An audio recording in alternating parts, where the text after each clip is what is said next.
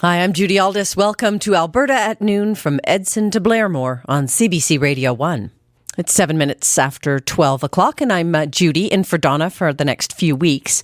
Well, you've likely seen the video online by now. It shows a speeding car narrowly passing between two other cars along the QEII highway.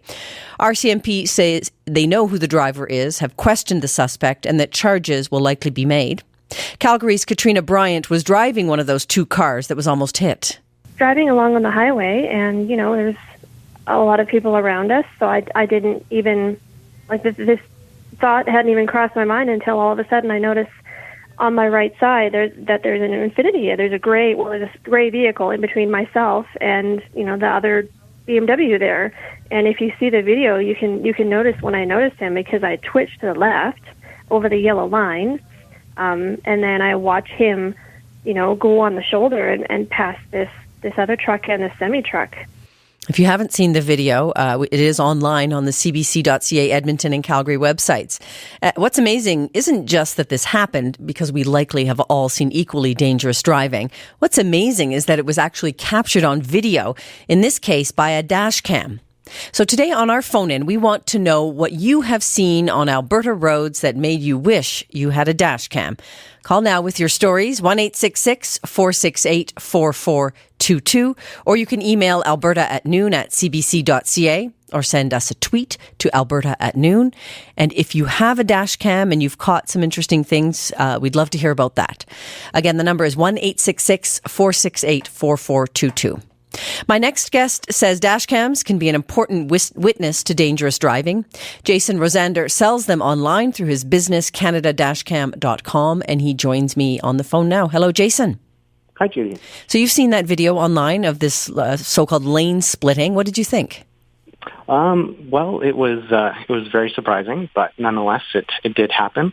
It basically endangered pretty much everybody around him, and there's really no reason for it. Tell me what you were seeing in your life that made you want to start selling Dashcams.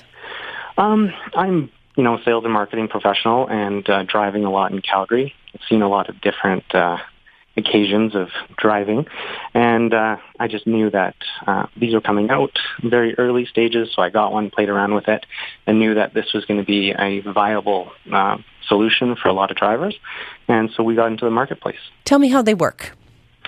Essentially, anyone can install it. You suction cup or an adhesive mount to the windscreen, and you plug it into your AC, and the camera just records automatically after you start the vehicle, and can actually record while you're parked as well. And it's just always recording, and just a silent witness in case anything happens. How is it that people would then use the footage? Yeah, so in case of an accident that, you're not at fault with, you'd want to use that with your insurance company, the police, to determine, who is actually at fault. And it just saves a lot of time and money with the insurance company. Can't you just tell the insurance company what happened?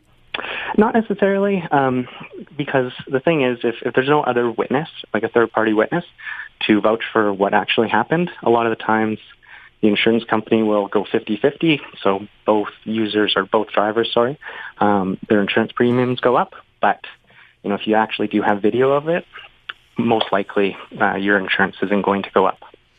Today on Alberta at Noon, we want to know, what have you seen on Alberta roads that made you wish you had a Dashcam? You can call us now. The number is 1-866-468-4422. Or email your story to us, alberta@noon@cbc.ca. Or send us a tweet to Alberta@noon. We're speaking with Jason Rosander right now. He sells Dashcams. You mentioned that sometimes you can get them so that they continue to work while you're parked. Why would you want that? Mostly for parking lot situations. So say you're parked and you went into the grocery store for a half an hour, and somebody pulls out of their stall and just clips the corner of your vehicle. A lot of our cameras are 2-channel cameras, meaning we have a camera in the front and the back, and it will record on motion if the camera is hardwired into the vehicle. So it's still running while the car is off, and because it has motion detection on it, it will record that clip. And as well, because the car actually gets hit, it will put that as an event and label that clip, and you'll be able to retrieve it later. Is this the video that you compile on a Dashcam? Is it admissible in court? You can use it in court. I mean, it's evidence that can be brought forward, and I don't see why. There's been lots and lots of cases where people have brought that into evidence and has been unfavorable for them. So, how popular are they becoming? Hugely popular. Yesterday we had a large spike in our traffic online, phone calls and emails. We are always seeing our sales go up every single month. Can't really discuss how much, but they are getting very, very popular here in Canada. Well, thank you very much for joining us. We appreciate it. Yeah, thank you, Judy. That's Jason Rosander. He is the owner of Canada-Dashcam.com, based in Calgary. Today on our phone-in, we want to know what you've seen on Alberta roads that made you wish you had one of these cameras. You can call us now, 1-866-468-4422, or email alberta@noon@cbc.ca. Send us a tweet to Alberta at noon. We've lots of feedback already. Let's start with an email that Maurice sent us. There's a high percentage of drivers that hog the fast lane and don't let anyone pass. So everyone passes on the right, which doesn't always work. Plus, no one can merge. I tried honking and flashing my lights behind a slow driver in the passing lane and he didn't budge. When I eventually passed him on the right, he had a confused look on his face. There are a lot of selfish people on the road causing road rage. That email comes to us from Maurice. Thank you for that. Let's take a call now in Lethbridge. Deborah is on the line. Hello, Deborah. Hi. Hi, what have you seen? I don't know that a dash cam would help in this circumstance, but we saw there was a group of us returning from a conference, and there was a gentleman watching a movie on his laptop on the seat beside him. While he was driving? Scary, yeah. So what did you do about it? We hung back. I got out of his way. Did you I didn't want to be anywhere near him. Were you tempted to call it in? I was, but the other people in the vehicle weren't. Why is that, do you think? Are they afraid? I don't know. Interesting. Not clear. They never gave me a reason. Yeah, interesting. All right, well, thanks a lot, Deborah. We appreciate your call. Thanks for having me. Bye. Let's read a couple of tweets that we've received. This one says, dash cams should also serve to get ill-trained drivers off the road, people in the left lane with no intent to pass. Thanks for that. Our Twitter, you can reach us at Alberta at noon. Let's take another call on the line now from Karen in Jasper. Hello, Karen. Hi, how are you? I'm well, thanks. What have you seen recently? Oh, actually was on the 8th of April. I was going to Hinton and Jasper there and back. And on the way back, I'm on the two-lane highway. I'm going right. They're going towards me on the left lane, right? And I could see 6 or 7 cars in the left lane coming out of Jasper to Hinton. And one at the very back tries to pass all 6 cars coming toward me in my lane. So I just pulled over a bit to let them pass through. And I can just imagine the people in the car screaming because they were getting pretty close. And you don't have a dash cam, I assume, then? No, I rented a car. But there is what do you call it? The speed limits they go from 90 to 100. And I guess some people, they think it's 100 all the way through the national park, but it isn't. It's 90, and in some areas it's 100. So this guy was probably getting a little bit perturbed that everybody was taking their time or something. But also there's signs everywhere. It says, stay in the right lane unless you're passing. You go in the left lane. Yes, but that doesn't always seem to to work, does it? Defensive driving is what you have to watch out for. And now the tourist season is coming. I always watch in my mirrors and ahead, and there's always somebody that's going to do something like that. So I watch out for that. Interesting. Well, thanks a lot for the call, Karen.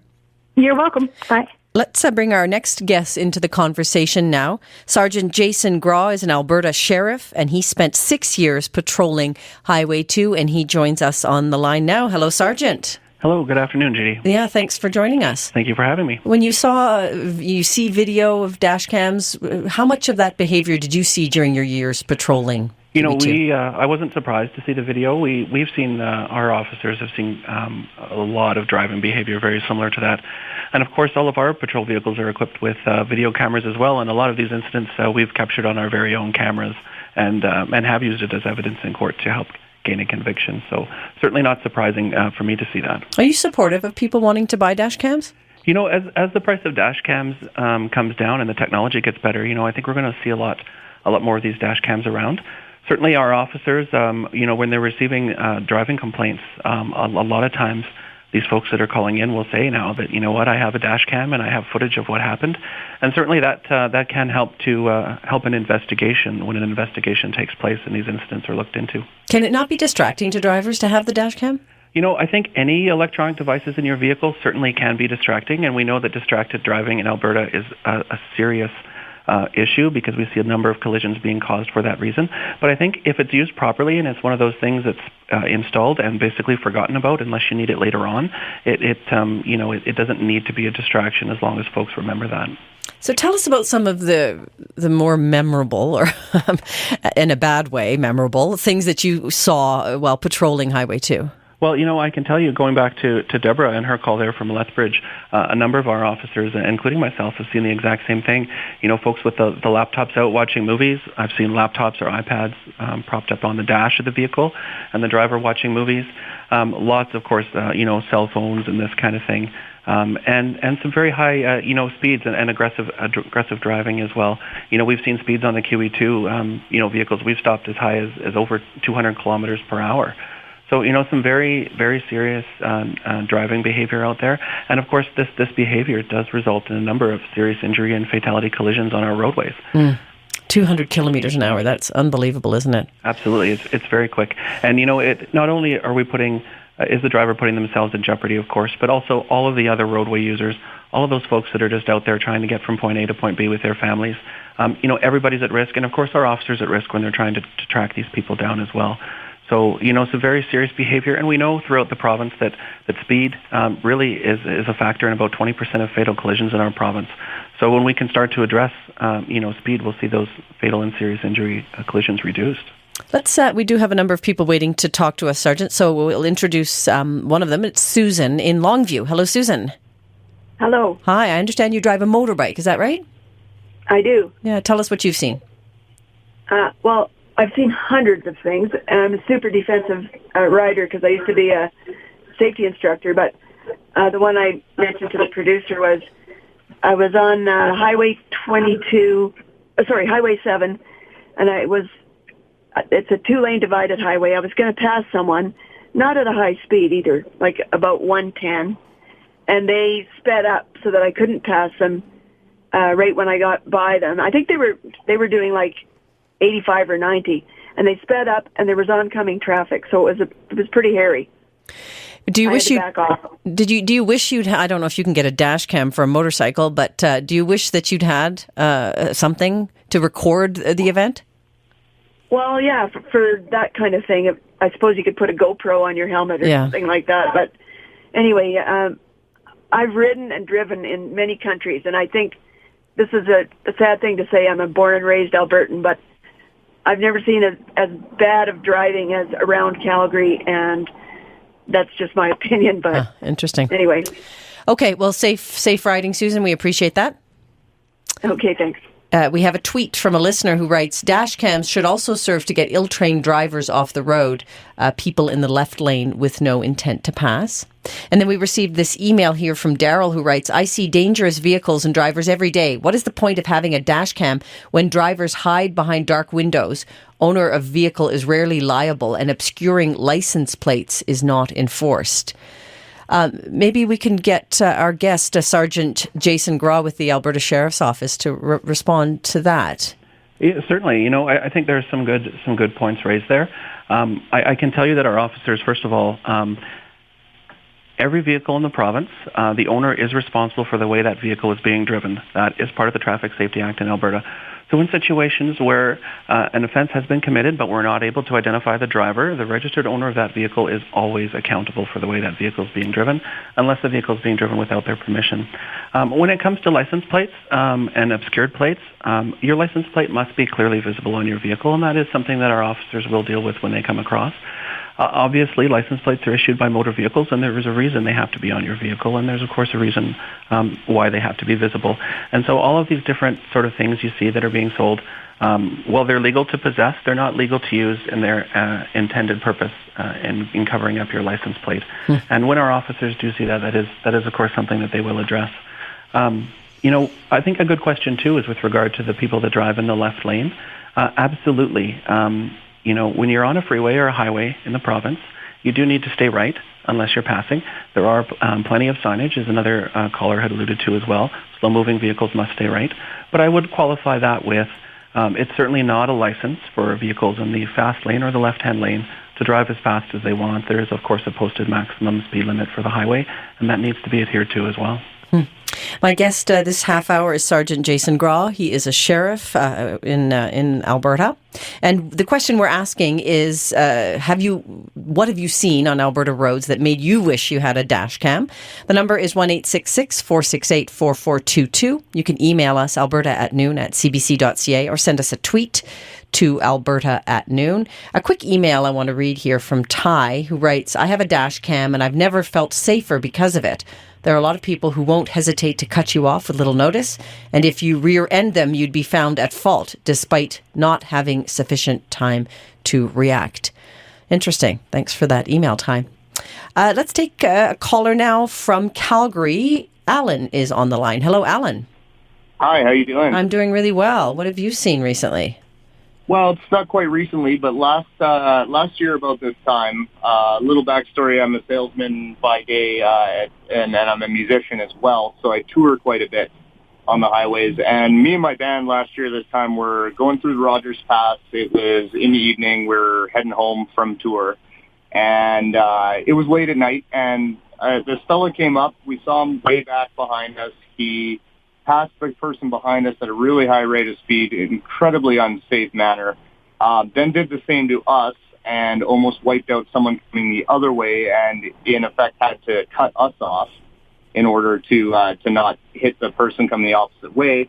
They did the same thing to the people in front of us. We called the police on them. As we got to the other end of the pass, we saw them pulled over, which we thought was great. I ended up doing a police report with the officer that had taken the call. And I followed up with the officer a few months later, and turns out they couldn't convict on any of the charges because they didn't have enough evidence. Interesting. And, if we had a dash cam, I would have absolutely given them that video, and I'm willing to bet that person would have been convicted on all charges. Interesting. Thanks, Alan. That's a great story. Maybe Sergeant Graw, can you tell us how often that would be the case, that people might report in dangerous driving, but there's not enough evidence to convict? Well, it certainly does happen. First of all, I want to say a very good job on the caller for him to call in. A lot of people don't think to call in when things happen, or they don't get enough detail to be able to help us locate the vehicle. But when they do, I want people to understand that the Sheriff Highway Patrol and our partners in the RCMP, we certainly take these calls very seriously, and we will get out to try to track these vehicles down because they are a hazard. And they can, obviously cause a catastrophic collision. When it comes to laying charges, a lot of times when our officers will intercept these vehicles, the dangerous driving behavior or the speed or whatever the case is still being displayed. And so we, of course, have the statement from the person who called in, and then we also have some officer evidence as well. In cases where the vehicle is now maybe caught in traffic or is driving normally, sometimes it does come down to a he said, she said.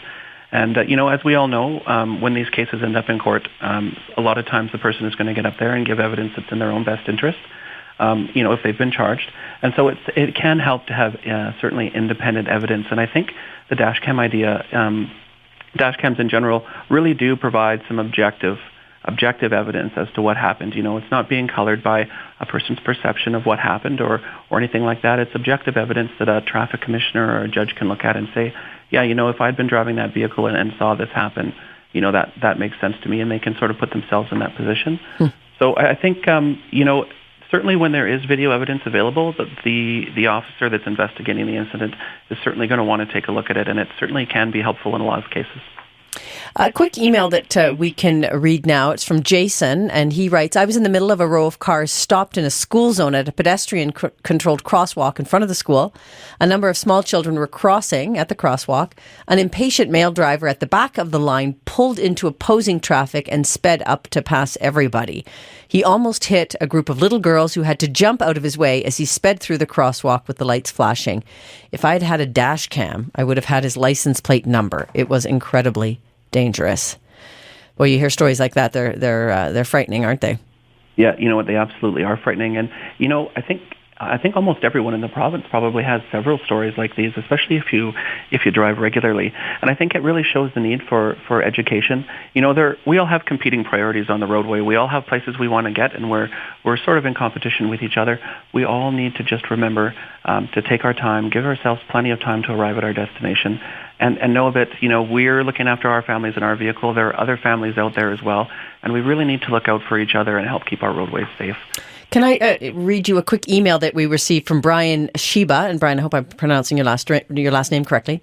How about learning the rules of the road so lane splitting isn't required? No lane splitting on German autobahns and far fewer accidents than here, and 200 kilometers an hour plus is usual. Police beat the speed drum because it's easier than ticketing for other infractions, not to mention the huge revenue. So that, again, comes from Brian Sheba. Sergeant Graw, do you want to respond to that? Well, Brian does raise some good points, and certainly we do. Like I say, we have to share the roadway with each other, and we have to be respectful and remember the good driving habits that we learned when we learned to drive. Everyone has some bad habits that they have to try to break, and we all have those. When it comes to speed and other enforcement, and of course our priorities for the Alberta Sheriff Highway Patrol is more than just speed. When we look at provincial collision statistics, we know that most of our fatalities and serious injuries are not only caused by speed, but also distracted driving, alcohol, and lack of wearing occupant restraints, seatbelts and child seats.